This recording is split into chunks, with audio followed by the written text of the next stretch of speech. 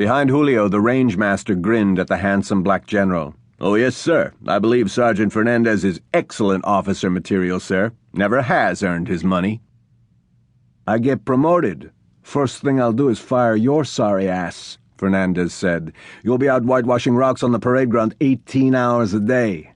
Gunny laughed. "Long arms or sidearms today, sir?" Howard said, "I believe the sergeant needs a lesson in how to shoot his pistol."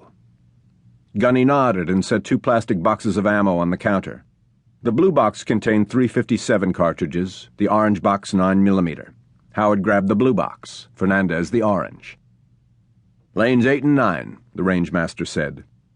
Howard put his earplugs in as he headed for the entrance to the gallery, Fernandez hurrying to beat him to the door so he could hold it open.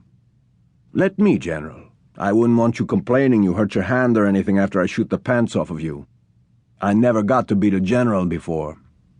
And not likely you'll start today, Sergeant." In their respective lanes, the 2 net force military men set their ammo down and started up the holo projectors. They used identical scenarios when they went for scores against each other, so there would be no doubt who had outshot whom. Howard slipped the fist paddle holster with his Smith & Wesson 357 Model 66 revolver nestled in it into his waistband and adjusted things. The S&W was an antique, stainless steel, and not nearly as efficient as the polymer tactical pistols Netforce issued.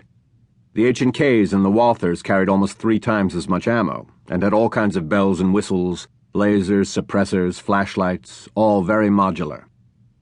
Until recently, the Smith had been pretty much stock, unmodified. Howard had allowed Gunny to talk him into trying a red dot scope, a tiny one that mounted where the iron sights were, which had improved his shooting immediately. Even so, it felt like sacrilege.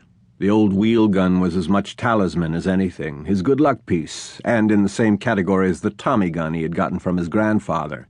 It worked, but it couldn't really run with the newer hardware out there, even with the Tascoscope. Julio was still smiling every time he saw the scope, too. "You ready, John?" "Crank it up." Fernandez was using his blued Beretta Model 92, not as ancient as the Smith, but certainly not in the same class as the tactical pistols either. 2 old and grizzled types they were, set in their ways. If they weren't careful, the future was going to blow right past them. The mugger, armed with a crowbar, materialized 30 feet away and ran toward Howard. He snatched his piece out of the holster, brought it up, and did a fast double tap, aiming at the chest. The mugger stopped and fell down. The holographics on the range were pretty good, and the computer registered the hits and kept track of everything. "Got me by a quarter second," Fernandez said from the other side of the bullet-resistant barrier. "General's luck." "Right," Howard said. "Rack 'em up, and I'll show you how lucky I really am." The second mugger had a long knife, and Howard's first round caught him a hair high just at the base of the throat. Good enough, since the second round didn't go off. Instead, there was a metallic pop, and the cylinder jammed. "Got a mechanical malfunction here," Howard yelled. He kept the weapon pointed downrange, waiting. Julio came around the barrier, an eyebrow raised in question. "Something broke. Cylinder won't turn. I'll get Gunny out here to take a look. So much for your 6 for sure theory." The rangemaster said, "Sorry, sir, but sooner or later everything wears out. I can fix it, but it's going to take a few days to get the parts." "General will need a loaner.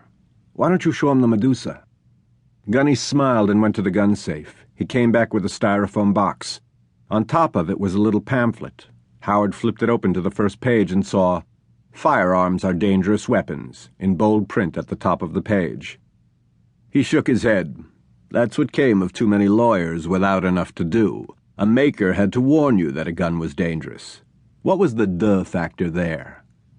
Gunny opened the box. Inside was a flat black revolver with what looked like ivory grips. It seemed like a K-frame S&W with a funny-looking squared-off and grooved barrel. Fernandez took the revolver from the rangemaster. "General, this here is a P&R Model 47, a.k.a. Medusa. Got a neat little red fiber-optic front sight and fully adjustable rear sight, coated with black Teflon so it won't rust." He handed the piece to Howard. It felt good, familiar, if it looked a little squarish for his tastes.